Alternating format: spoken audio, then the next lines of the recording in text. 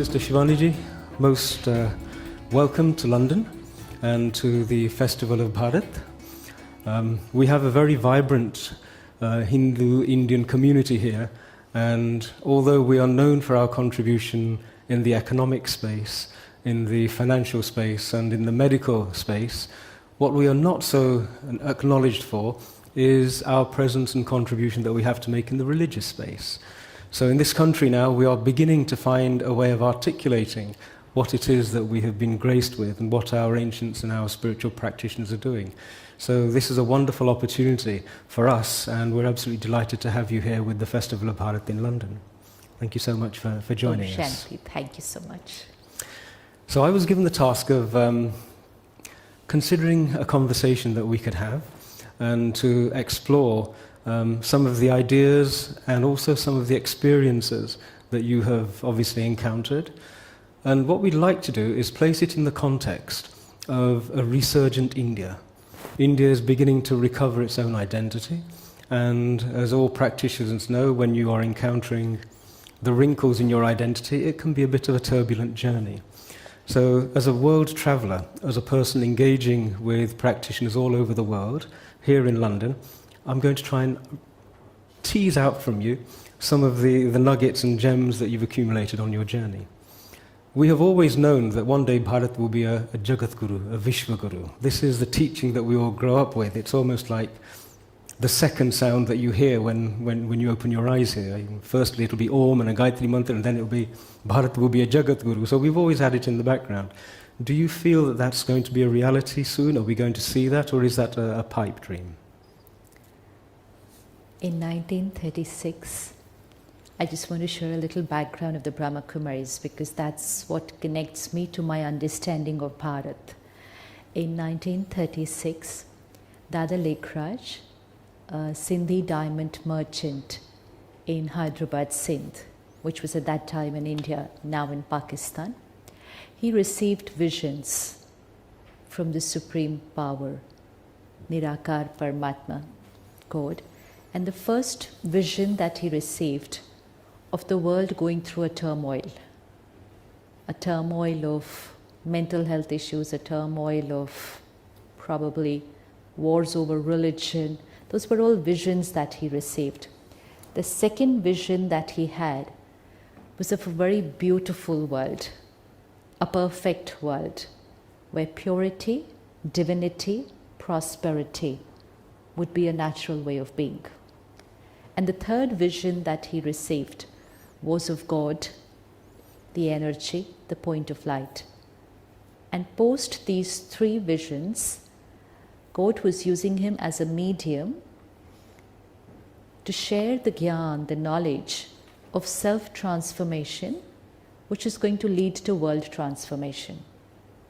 And in that knowledge, three things that we learn is, first is about who I am, the soul. Second is who is God. And third, most important thing, is the significance of time. What times are we going through?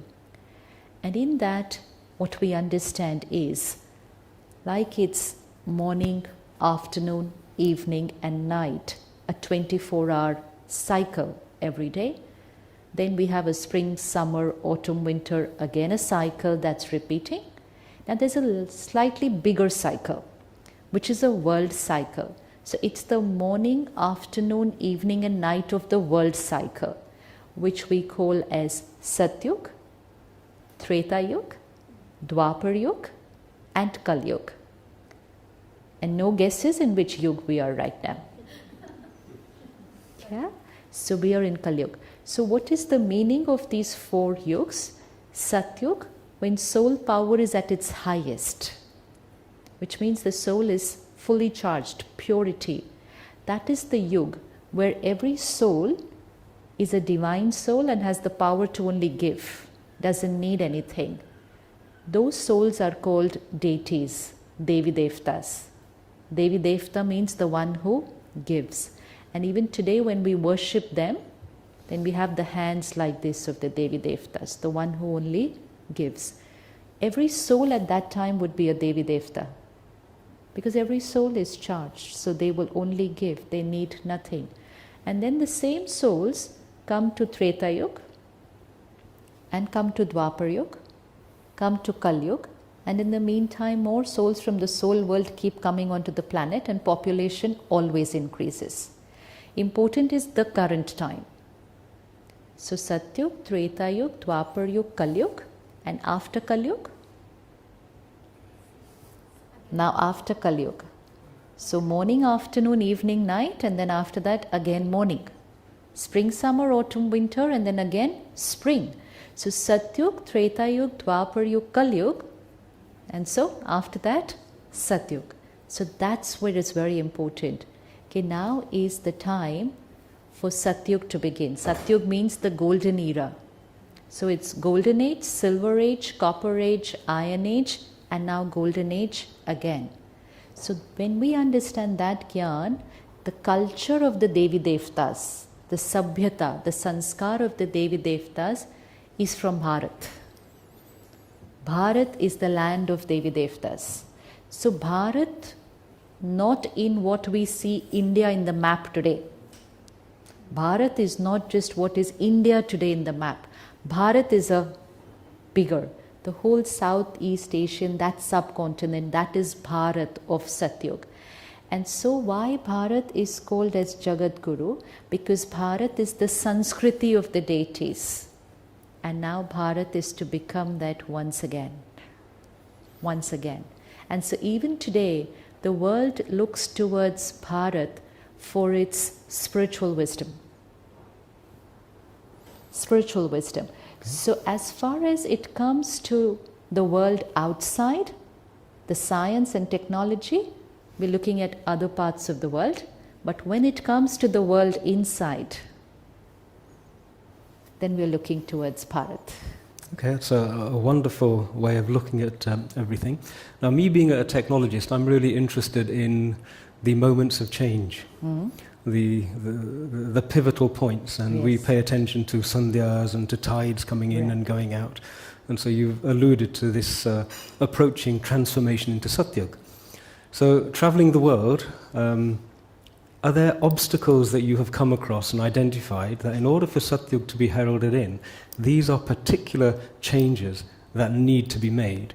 And if so, where do we do this work? How many of us contributed towards creating the Kali Yuga? Oh yes, absolutely. It was wonderful. How many contributed towards creating the Kali Yuga? We contributed towards creating Kali Yuga. And how did we create Kali Yuga? Using Kali Yugi sanskars. And which are the Kali Yugi sanskars? Ego, lust, anger, greed. So each time I am using a sanskar of ego, lust, anger, greed, jealousy, I am strengthening Kali Yuga. Now each time we are using a sanskar of purity, divinity, compassion, respect, unity. A sanskar where we are giving, we don't want anything from people. A sanskar of unconditional acceptance and unconditional respect, at that time we are using Satyugi sanskar. So there is absolutely no obstacle in creating Satyug. It's only a personal responsibility. Each one of us sitting here today, if we make a personal commitment that I am going to start using Satyugi sanskars in my every karma, in which means the way I think, speak, behave, I'm using a Satyugi sanskar, then we are contributing towards creating a world. In Hindi, it's a very beautiful word. Sanskar, which means nature, sansar means world. Our sanskars create our sansar. Now we are looking at the world today and we are saying the world needs to change. But who's going to change the world? It's not the politicians, it's not the religious heads, it's not the scientists, it's not any one particular community which can change the world. It's our sanskar which will change the sansar. So all that we need is certain amount of people ready to create the change. And that will be that tipping point where this fixed number of people can overpower the vibration of the rest of the world. Okay, speaking as a person from a Punjabi tradition, and a desire to engage, shall we say, in a more robust fashion on occasion. Yes. Within the Brahmakumari tradition, do you have particular teachings for people from particular inclinations and backgrounds? So in the traditional Vedic teachings, you identify a Kshatriya, for example, and they're taught to fight, and a Brahmin aptitude is taught to be wisdom-oriented. So in your parampara, do you have a segregation or an identification that in the bigger whole, this person should be taught this aspect so they can be a better participant in this churn that's happening? Or is it one shoe fits all? Absolutely one. Irrespective of which nationality, religion, caste, faith, gender, age, profession. Each one is a soul. Each one is a soul. We see 10, 15-year-old children being very profound with the wisdom and the understanding more than what probably I would be at the age of 45, 50, because it's not about the age of the body, it's about the soul who's been on the journey. So that child who's in a body of 15 today, just 15 years back was in a body of 100 and has studied a lot. So when it comes to Gyan and meditation and self-transformation, there's no barrier. Everyone is same. It's the soul which is learning, and it's the soul which is going through a process of transformation. So all the Gyan that we receive and the meditation, we're all in one class sitting and studying all together. Our chief of the Brahmakumaris presently is Dadi Janki Ji, who's lived in London for over 40 years. In fact, in 1971, she was the one who left India and came to London to start the first Brahmakumaris center outside India. And from India, she traveled all over the world, and today we have centers in 130 countries. And she's at the age of 103. And a student who walks in tomorrow to learn meditation for the first time, they both will sit in the same class and study. Now that's interesting, very interesting, because it's a bit of a departure from the classical way of teaching in our traditions, isn't it? In a more colourful way, myself and some of our British practitioners, we've been battling against a group desirous of taking over yoga, of translating it, representing it, packaging it in what we felt was a diminished form. Now, in the olden times, they perhaps wouldn't be taught the teachings because they didn't have adhikar. So in your tradition, do you have any notion of adhikar, or are you happy to give mindfulness disciplines to whoever comes? Everyone who comes has the right to study the same knowledge. How much they use it and implement it is going to be their responsibility.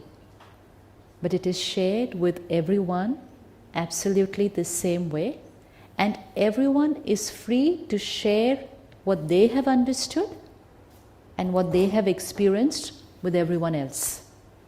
So if I only look at myself, when we started this TV program, Awakening with Brahmakumaris, physical age, that means age of my body, was just about 35, and I had been with the Brahmakumaris only for about 10 or 12 years at that time. And there were so many sisters who had been with the Brahmakumaris for over 80 years. And yet I was on television sharing the Gyan. So the adhikar is equal for everybody. It's the same. It was nothing to do with how old are you, or how much you've been studying, or how long you have been here.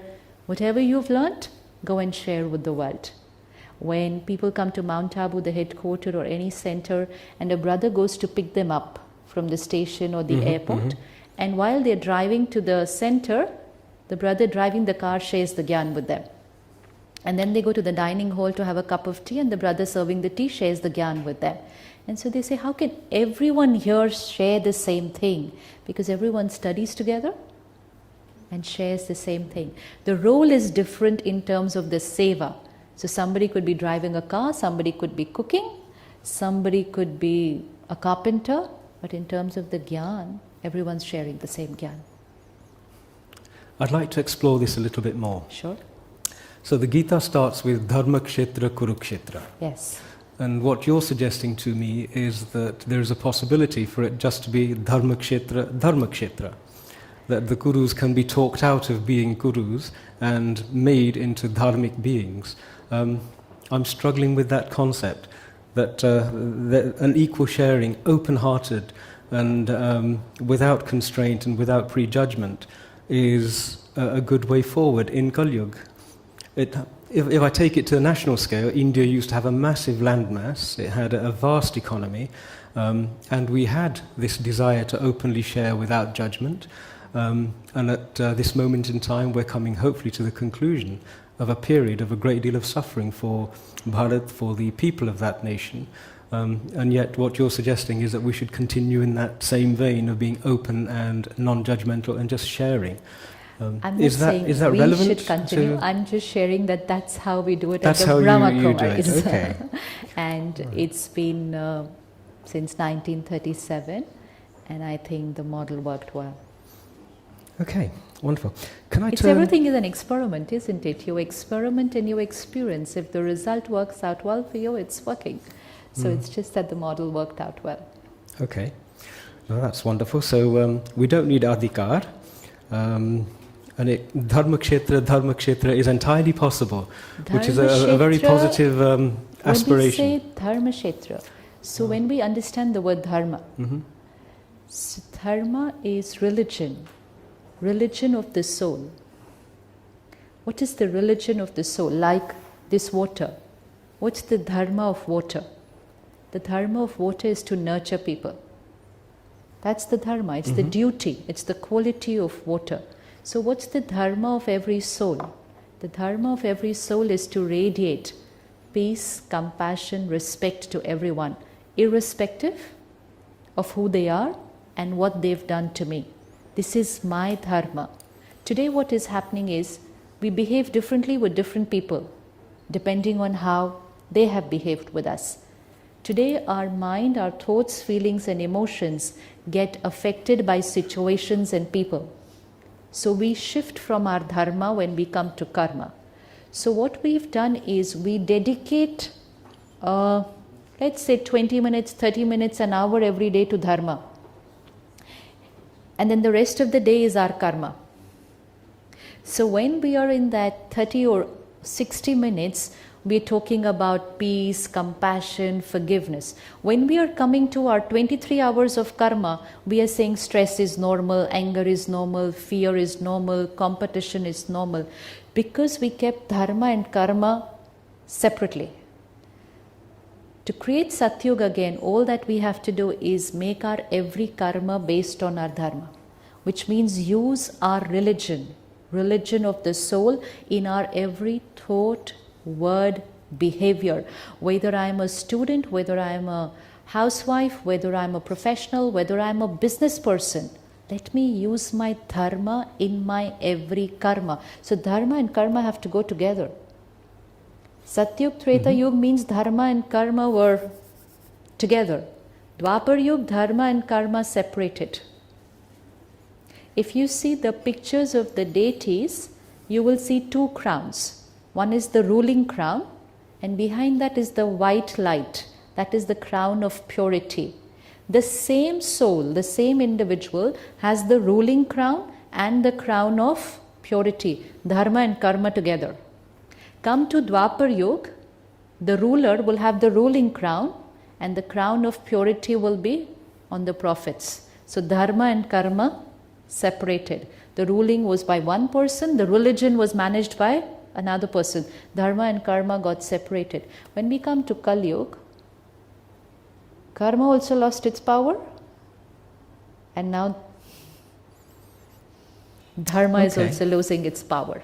So when dharma and karma both start losing power, then the world starts shaking up. And all that we need now is to get dharma aligned back with every karma.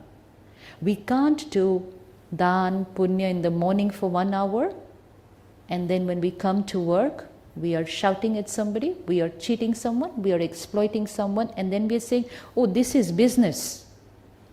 This is business. तो business में तो ये चलता है, थोड़ा बहुत करना पड़ता है. This is business, it's normal. No. then it's Kali Yuga. So whatever I learn in the morning in my understanding of Dharma, I need to translate it into my karma. So Kurukshetra is not outside. Kurukshetra is just here inside. My inner world of my attachment to my own old ways of thinking. So I need to fight my own old ways of thinking, challenge my own old belief systems which said this way of living is normal, and then win over that with the power of one. So Kurukshetra had 100 on one side and 5 on the other side.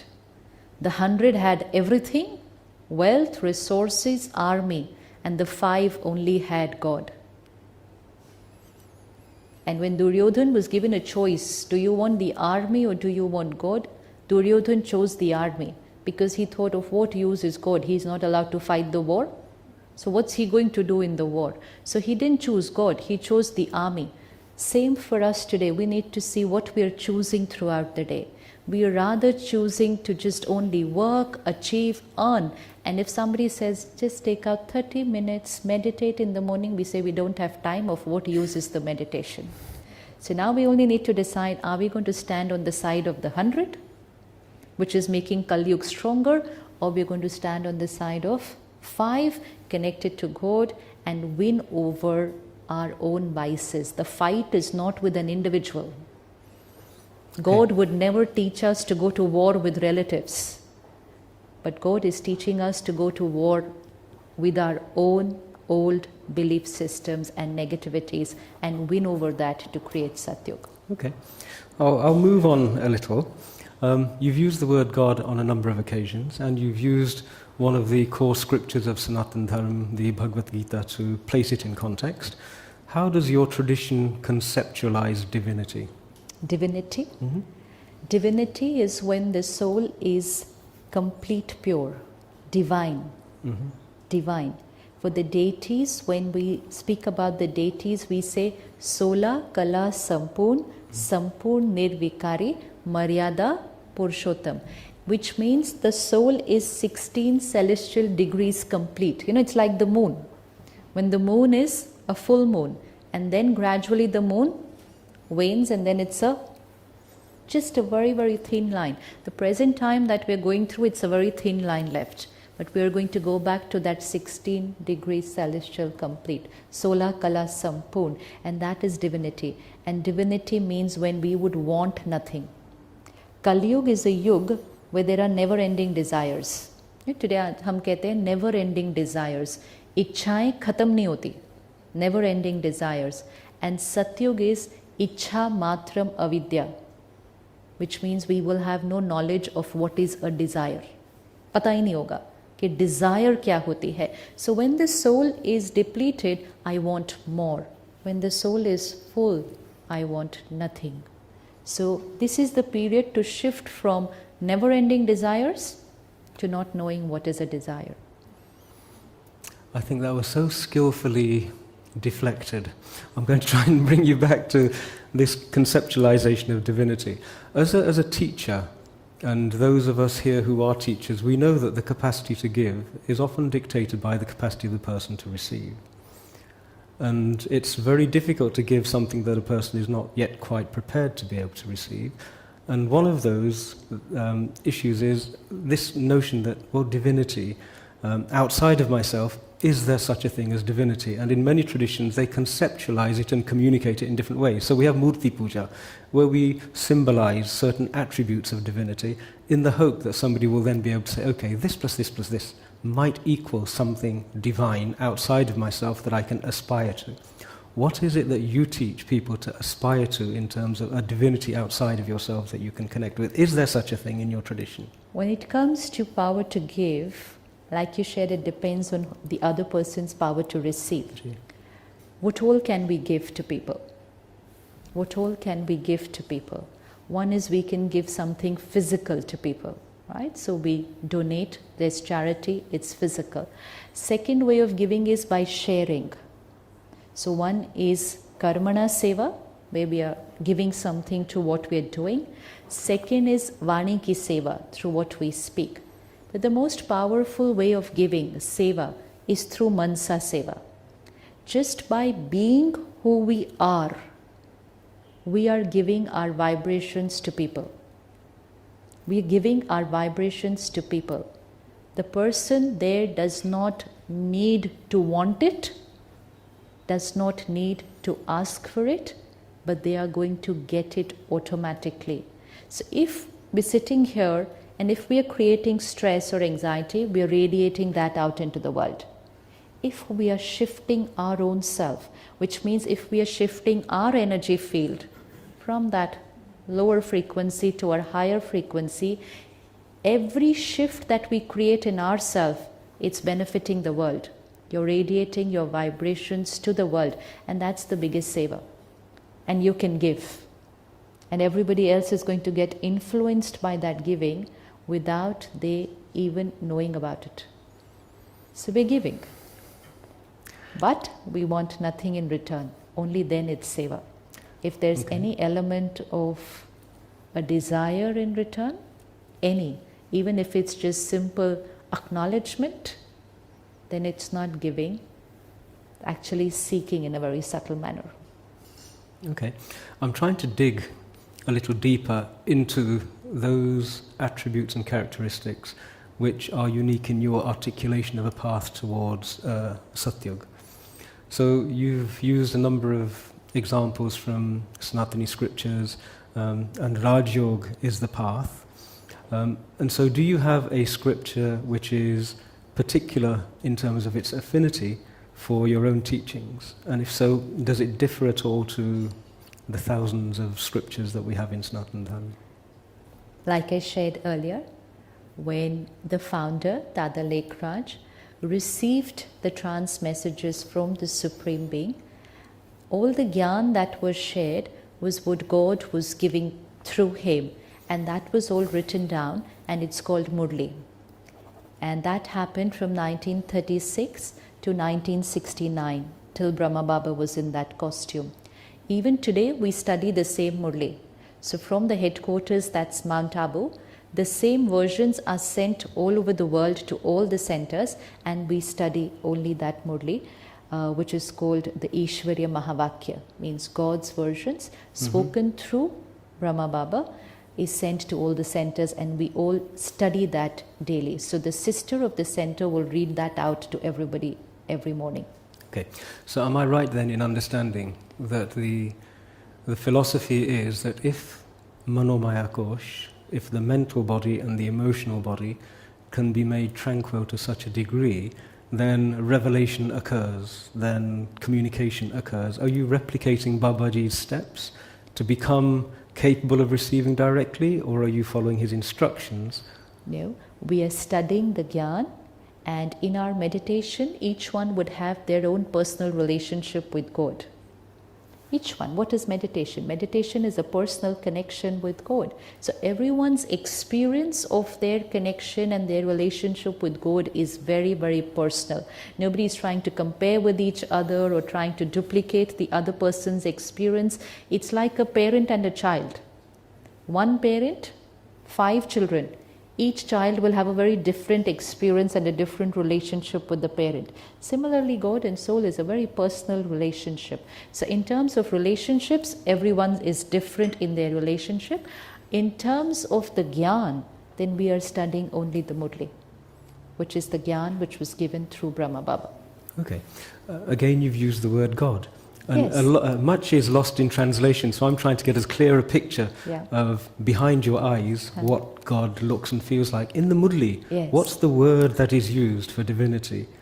For God, Baba. Baba means father. Okay. Baba means father. So we don't address or refer to him as God, we just call him Baba. Baba means father. So she shifts from just God as some very distant concept to a very personal relationship between a parent and a child. Okay, that helps me. And my apologies to everybody else if that wasn't really a journey you wanted to take, but I know some people did want to take that particular journey. Thank you, that helps enormously. So, bringing the Jagat Guru back into the frame, you've sort of indicated that the transition from Kalyug to Satyug is a natural process, like night being followed by day. And if it's such a natural process, what is our obligation in participating, being catalysts for that happening? Do we have agency in your tradition, or? Each one of us is playing a very important role. And which means throughout the day, let's do it just for one day. Let's experiment it as a 24-hour experiment. Today, 5 o'clock to tomorrow, 5 o'clock. 24 hours. Just use Satyugi sanskars. Just use Satyugi sanskars. Think Satyugi, speak the Satyugi way, behave the Satyugi way, eat Satyugi food, drink, sleep, wake up, everything the Satyugi style. And we've already created our Satyug. Would we know what is Satyugi sanskar? What would be Satyugi sanskar? Unconditional. Okay. Unconditional. Unconditional acceptance, unconditional love, unconditional purity.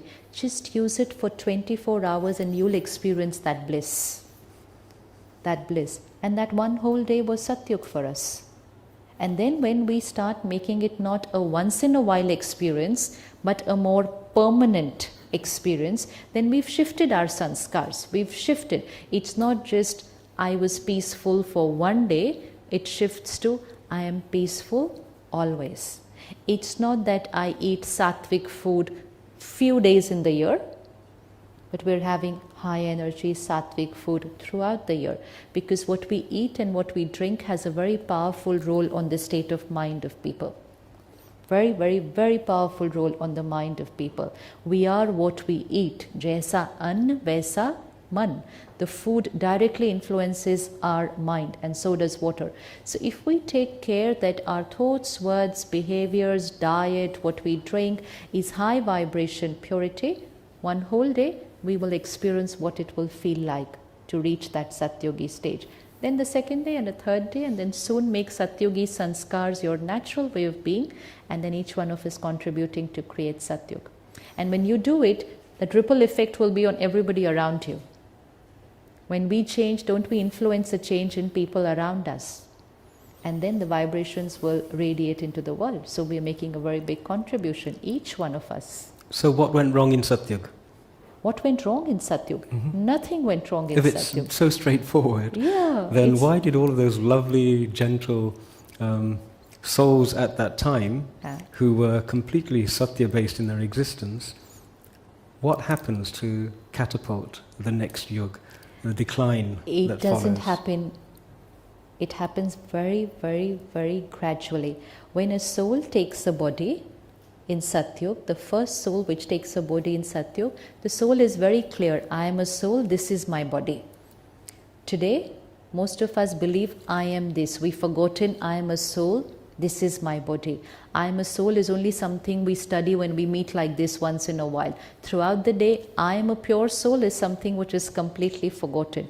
So from Satyug to Kalyug, the journey is about having the awareness, I am a soul, this is my body, reached a stage where we are so attached to the body that we've forgotten that I am a soul. So we shifted from 100% soul consciousness to 100% ego consciousness.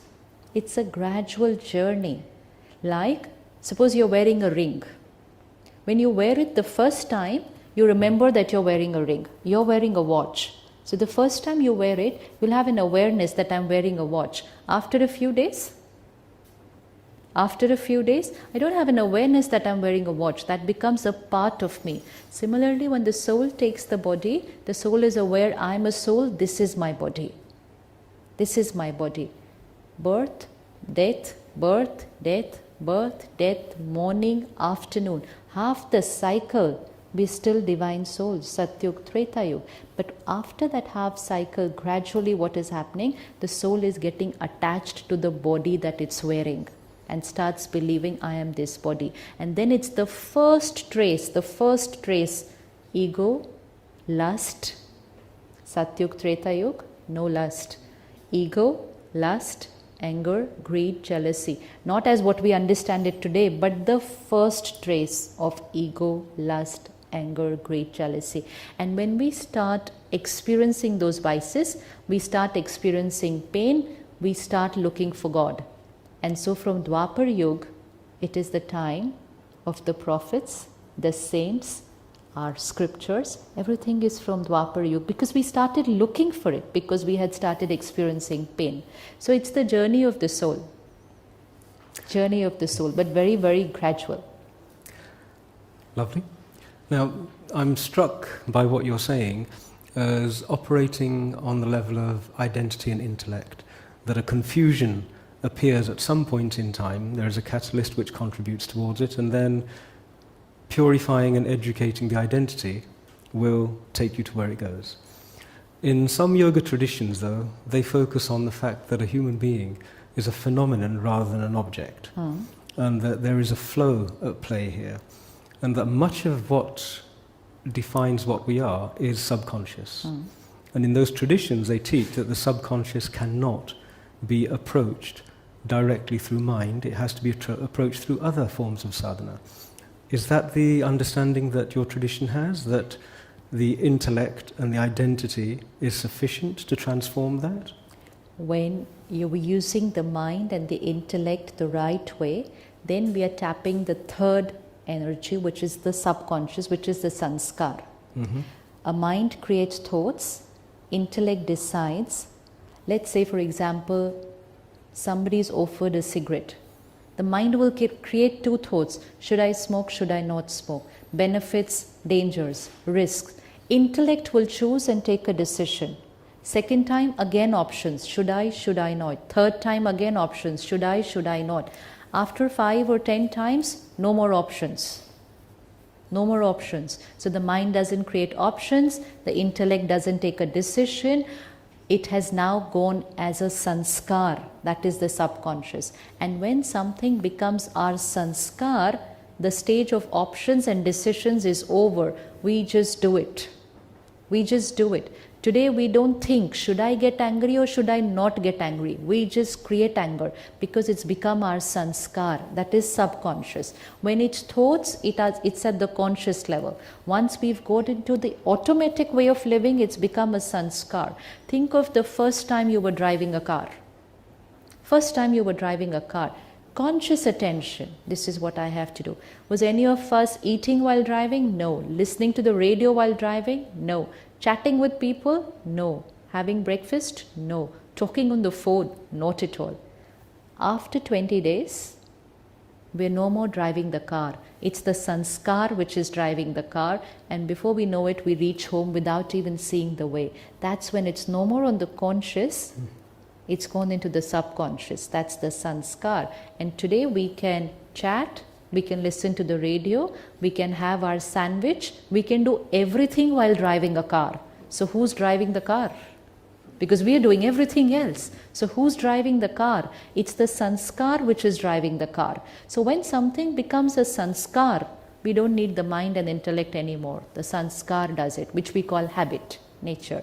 So with Raj Yoga, the first thing that we work on is our thoughts. Purifying the thoughts, strengthening the intellect. And when these two are done, the sanskar will change. So the final aim of Raj Yoga is transformation of sanskar. So that's the subconscious. Changing of thoughts will not be enough ever. It's the changing of sanskar which will then change the sansar. Okay, well, thank you for expanding on that. So we have Manomaya Kosh, the mental body. We also have Vigyanmaya Kosh, the wisdom body as they call it. And then we have Anmaya Kosh, the physical body. And from what you have said, I've understood that ahimsa, or an act of violence, can occur on each of those. So when you imbibe a lie, that's into your intellect. An act of violence has occurred at the intellectual level, so you try and repair that. And I can understand how that works on the intellectual and on the other koshas. When it comes to the physical dimension and ahimsa in regard to the physical dimension, what does your teaching guide us to understand in terms of facing violence on a physical level? Facing violence on a physical level. Yeah. Protect yourself. Protect yourself. but definitely not follow the same path. That's obvious, because if we don't indulge in violence on a thought level, on a word level, then violence in a physical level, that's the last stage, right? So physical level is an easier level, it's a behavioral level. Second level is the verbal level, and third level is the thought level. So in behaviors, if I hurt somebody, easy to finish. Then with my words, if I hit somebody, second level, easier to finish. The most subtle level is, am I creating any such thought which is a negative vibration for somebody else, because it's going to reach them and hit them. So the subtle checking is at the thought level. Is there any violence happening at the thought level? इसीलिए for the Devi Devtas it is said, ahimsa paramo dharam, which means their religion is of non-violence. A religion of non-violence is not about physical, but a religion of non-violence here. That's wonderful. That's really reassuring, because as my understanding of the teachings, no other creature can behave in an adharmic manner. Every other life form knows how to respond on a moment-by-moment basis. But we have the capacity to be potentially confused so that we don't respond at the level that is appropriate. And sometimes an accusation is leveled against us that we handcuff ourselves with this thing called a pious ego, and in pursuit of an idea, we stumble and perhaps don't respond in a manner that we should do.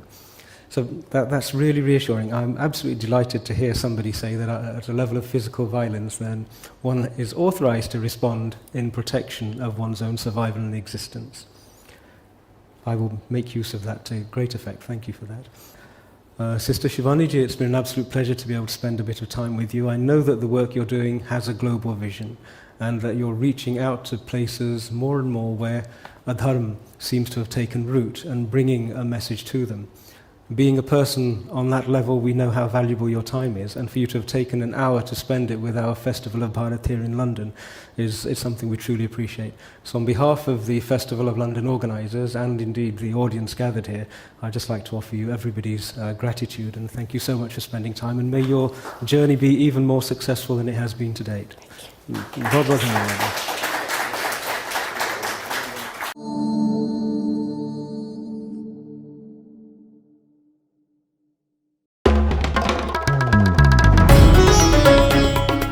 Namaste.